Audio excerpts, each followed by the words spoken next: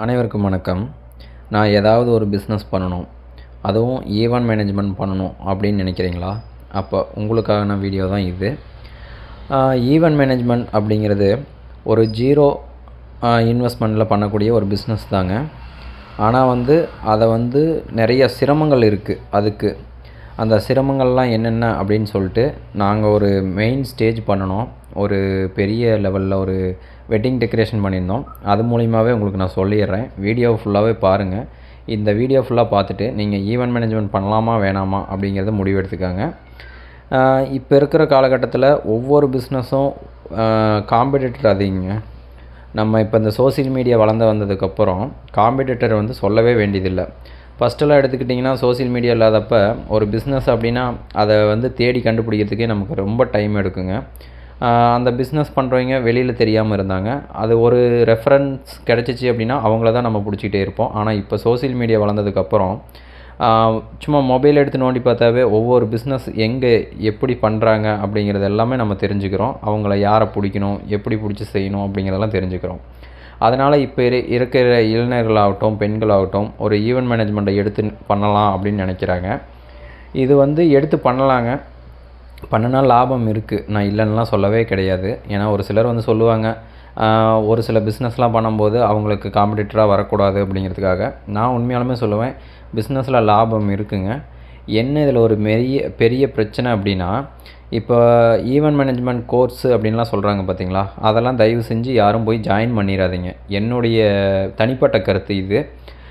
ஒவ்வொரு விளம்பரத்துலேயும் பார்ப்பீங்க, event management பண்ணணுமா சேருங்க அப்படின்னு சொல்லுவாங்க. அது டிப்ளமோ கோர்ஸ் அப்படின்னு நிறைய சொல்லுவாங்க. தயவு செஞ்சு அந்த மாதிரி கோர்ஸ்லாம் போய் தயவு செஞ்சு சேர்ந்துடாதீங்க. நீங்கள் ஒரு ஈவென்ட் மேனேஜ்மெண்ட் பண்ணணும் அப்படின்னா, இல்லை வெட்டிங் டெக்கரேஷன் ஒரு மெட்டீரியலாக வாங்கி போட்டு நீங்கள் பண்ணுறீங்க அப்படின்னா, முதல்ல ஒரு ஈவென்ட் மேனேஜர்கிட்ட போய் ஒரு ஈவென்ட் மேனேஜ்மெண்ட் கம்பெனிகிட்ட போய் வேலைக்கு சேருங்க. ஒரு 6 மாதம் இல்லாட்டி 1 வருஷம் போய் அவங்ககிட்ட வேலையை கற்றுக்காங்க ஃபஸ்ட்டு. கற்றுக்கிட்டு அவங்களுக்கு ஆப்போசிட்டே தயவு செஞ்சு கடையை போட்டுறாதீங்க. நீங்கள் வேறு பக்கம் போய் பண்ணுங்கள். அதனால் அவங்க கற்றுக் கொடுக்கறதுக்கு ரெடியாக தான் இருப்பாங்க. இப்போ நாங்கள் பண்ணுறோம் அப்படின்னா எங்ககிட்ட வந்தவங்களெல்லாம் தெரியும். நாங்கள் நிறைய பேர்த்துக்கு வேலை கற்றுக் கொடுத்துருக்கோம். அவங்க தனித்தனியாக பண்ணிகிட்ருக்காங்க. நாங்கள் அதில் எங்களுக்கு எந்த ஒரு சங்கடமும் கிடையாது. அந்த மாதிரி நீங்கள் ஒரு ஈவென்ட் மேனேஜ்மெண்ட் கம்பெனியில் போய் ஒரு 6 மாதம் 1 வருஷம் வேலை செய்யுங்க. செஞ்சதுக்கப்புறம் அதில் என்ன பண்ணணும், ஏது பண்ணணும் அப்படிங்கிற அனுபவம் உங்களுக்கு வந்துடும். எடுத்தோடனே நான் ஒரு டிப்ளமோ கோர்ஸ் முடிக்கிறேன் ஈவென்ட் மேனேஜ்மெண்ட்டில், அதுக்கப்புறம் நான் போய் பிஸ்னஸ் பண்ணுறேன் அப்படின்லாம் தயவு செஞ்சு போய் இறங்கிடாதீங்க. இறங்குனீங்க அப்படின்னா உங்களுடைய வேலையும் கெட்டு போய் ஒரு பார்ட்டி உங்களை நம்பி கொடுப்பாங்க. அதுவும் சொதப்பல் பண்ணி இந்த மாதிரி நிறைய பார்த்துட்ருக்கோம். எந்த ஒரு அனுபவமே இல்லாமல் வந்த ரேட்டுக்கு போதும் அப்படிங்கிற ஈவென்ட் மேனேஜ்மெண்ட் பண்ணுறதுக்கு நிறையா பசங்களாகட்டும் பெண்களாகட்டும் வந்துட்டுருக்காங்க. அதை முறையாக ஒரு அனுபவத்தோடு பண்ணுங்கள். பண்ணுனா நல்லா ஒரு கை கொடுக்குற பிஸ்னஸ் தாங்க ஈவென்ட் மேனேஜ்மெண்ட். இந்த ஈவென்ட் மேனேஜ்மெண்ட்டை பொறுத்த வரைக்கும் நீங்கள் ஒரு பார்ட்டிக்கிட்ட ஆர்டர் எடுத்துட்டீங்க அப்படின்னா, அதுக்கப்புறம் அந்த வெட்டிங் ஆகட்டும், ஒரு ஃபங்க்ஷன் ஆகட்டும், அது அவங்களது கிடையாது, உங்களுடைய ஃபங்க்ஷன் அப்படின்னு மட்டும்தான் நீங்கள் இருந்து சிறப்பாக செஞ்சு கொடுக்கணுங்க. நான் ஆர்டர் எடுத்துட்டேன், நான் ஆள் விட்டு பண்ணுறேன், இல்லை கை மாற்றி விட்றேன் அப்படின்லாம் இருக்கவே கூடாது. நீங்கள் கை மாற்றி விட்டாலும் சரி, என்ன பண்ணாலும் சரி, நீங்கள் கூட இருந்து இப்போ ஒரு மண்டபத்துக்கு போய் டெக்கரேஷன் பண்ணுறீங்க அப்படின்னா, ஃபஸ்ட் நாள் போய் இருந்து எல்லாமே பண்ணிவிட்டு, ரெண்டாவது அவங்க பார்ட்டி மண்டபத்தை விட்டு கிளம்புன விட்டியும் நீங்கள் பிரித்து வர வரைக்கும் அந்த மண்டபத்தில் கூட இருக்கணுங்க. எந்த ஒரு விசேஷமாகட்டும், நீங்கள் ஈவென்ட் மேனேஜராக ஆகணும்னு நினச்சிட்டிங்கன்னா இதை முதல்ல கற்றுக்காங்க. நீங்கள் பாட்டுக்கு ஆர்டர் எடுத்துகிட்டு ஏதோ ஒரு கை மாற்றி விட்டு லாபம் வந்தால் போதும், நமக்கு ஒரு 1000 2000 கிடச்சா போதும் அப்படின்னு கை மாற்றி விட்டு போயிடாதீங்க. உங்களுடைய பேர் கெட்டு போயிடும். உங்களுடைய பேர் மட்டும் இல்லை, ஈவென்ட் மேனேஜ்மெண்ட் பண்ணுற எல்லாத்தோடைய பேரும் கெட்டு போயிடும். தயவு செஞ்சு அந்த மாதிரி பண்ணிடாதீங்க. நீங்கள் ஒரு விசேஷம்னு எடுத்துட்டிங்க அப்படின்னா, அந்த விசேஷம் அந்த பார்ட்டியோடது கிடையாது, உங்களுடையது அப்படின்னு சொல்லிவிட்டு மனசில் ஆழமாக பதிச்சுக்கிட்டு போய் வேலை செய்ய ஆரம்பிங்க.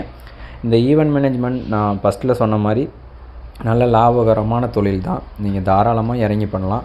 ஆனால் தயவு செஞ்சு நான் போய் அதுக்காக ஒரு சர்டிஃபிகேட் கோர்ஸ் பண்ணுறேன், இல்லை மற்ற யார் எடுத்தோன்னே நான் பண்ணுறேன் எனக்கு தெரியும் அப்படின்லாம் தயவு செஞ்சு இறங்கிடாதீங்க.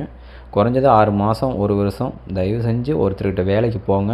போயிட்டு கொஞ்சம் கொஞ்சமாக தொழிலை கற்றுக்காங்க. என்ன பண்ணணும், அதாவது சாதாரண இப்போ நாங்களாம் சாதாரண ஒரு நோட்டீஸ் கொடுக்குறது எங்களுடைய தொழில் ஆரம்பிச்சுங்க. ஒரு வீடாக அந்த நோட்டீஸ் கொடுப்பாங்க பார்த்தீங்களா, அந்த லெவலில் இருந்து நாங்கள் பிஸ்னஸை அதாவது தொழிலை கற்றுக்கிட்டோம்.